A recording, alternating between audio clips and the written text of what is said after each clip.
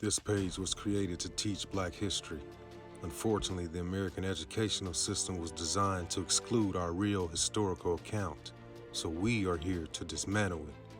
It's time to enlighten those of us who have been kept in the dark. I am a Black man who didn't know enough about my own history, so I began to dig deeper and do my own research. Black history is American history, so I want people of all races and cultures to join together to learn our history as one. Here, I will share all of my findings. Please like, follow, share, and subscribe to Teaching Black History. The story of Maggie Lena Walker. Maggie was born as Maggie Lena Draper in Richmond, Virginia, to Eccles Cuthbert and Elizabeth Draper, 2 years and 2 months after the end of the American Civil War. Her mother was a former slave and assistant cook in the Church Hill mansion of Elizabeth Van Lew, who had been a spy in the Confederate capital city of Richmond for the Union during the war, and was later postmaster for Richmond.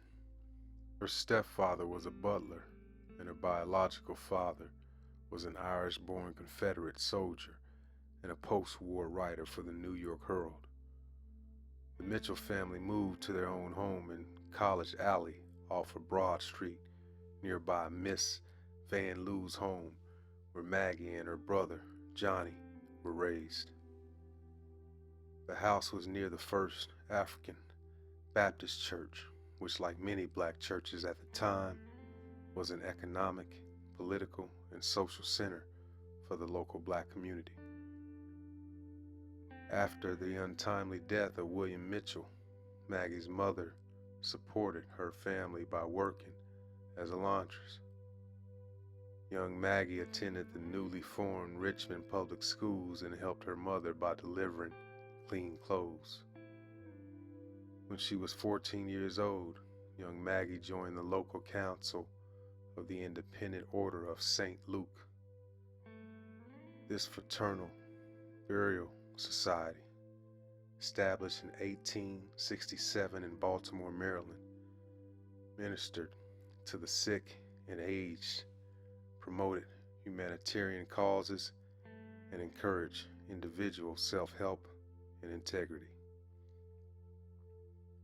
She served in numerous capacities of increasing responsibility for the order, from that of a delegate to the biennial convention to the top leadership position of Right Worthy Grand Secretary in 1899, a position she held until she died.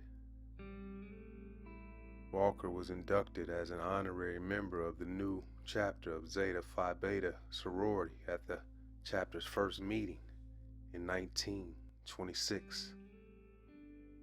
After leaving her teaching position in 1886, Maggie devoted herself to the order and rose steadily through its ranks. A pioneering insurance executive, financier, and civic icon, she established the juvenile branch of the order in 1895 while serving as Grand Deputy Martin.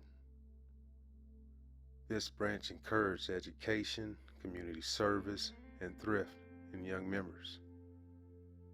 In 1902, she published a newspaper for the organization, the St. Luke Herald.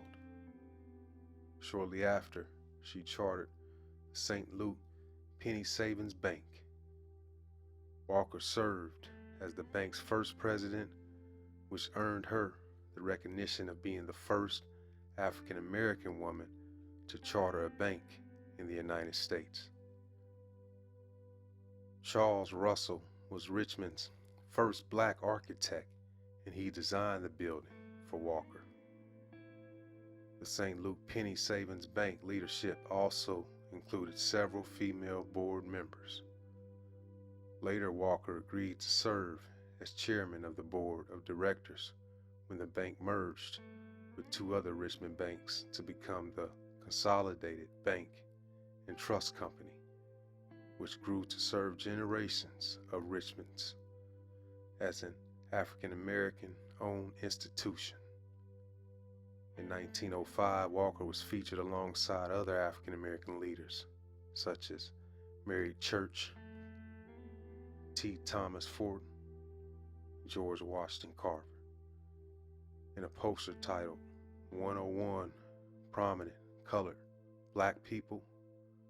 Walker received an honorary master's degree from Virginia Union University in 1925 and was inducted into the Junior Achievement U.S. Business Hall of Fame in 2001. Walker's social change activities with the Independent Order of St. Luke demonstrated her keen consciousness of oppression and her dedication to the challenge racial and gender injustice. Walker taught grade school for 3 years until 1886, when that same year on September 14, 1886, in Richmond, she married Armstead Walker Jr., a brick contractor. Armstead earned a good living, and she was able to leave teaching to take care of her family. They had 4 children.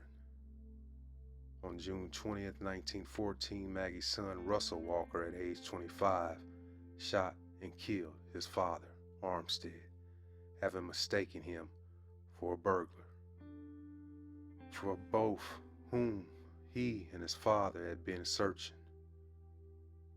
Russell was arrested and charged with murder, and after 5 months awaiting trial, was declared innocent. The loss left Maggie to manage a large household. Her work and investments kept the family comfortably situated.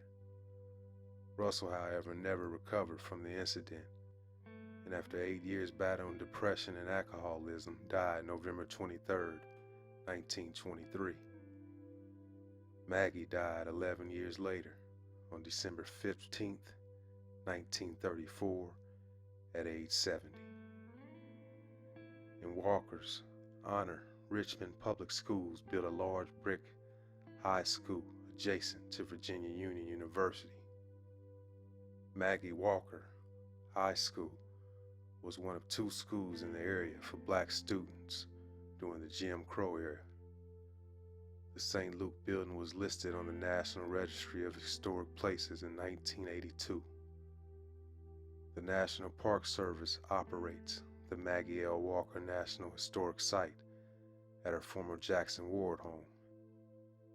In 1978, the house was designated a National Historic Site and was opened as a museum in 1985. The site states that it commemorates the life of a progressive and talented African-American woman.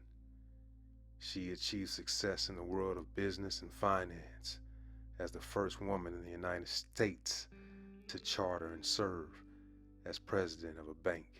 Despite the many adversities, on July 15, 2017, a statue of Walker designated by Antonio Mendez was unveiled at the Maggie L. Walker Memorial Plaza on Broad Street in Richmond. The bronze 10-foot statue shows a depiction of her and how she lived, with her glasses pinned to her lapel and a checkbook in hand.